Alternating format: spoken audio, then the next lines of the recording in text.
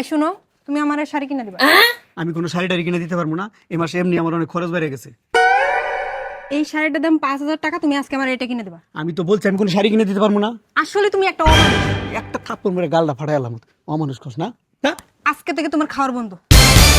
আরে ভাবি, মানে কই থেকে রাগ শাক করে তো তাড়াহুড়া করে আইতেছেন আঙ্গ বাড়িতে? এই তো ভাবির সাথে একটু দেখা করতে এসেছিলাম। ও কে? ভাবি কইছিল একটা অনলাইনে শাড়ি দেখছে 5,000 টাকা, এটাই দুজন মিলে কিনবো, এটাই কইতে এসেছিলাম। ও বুঝছি, তোমরা দুজনে মিলা শাড়ি কিনতে চাইছো তাই না? এই জন্য তো জুম কেলানি দিছি, কেলাই দিয়ে থিয়ে এলাম। এখন শাড়ির কথা ভুলে গেছে, এখন বাজার করতেছি মাছ কিনবা, তুমি যাও।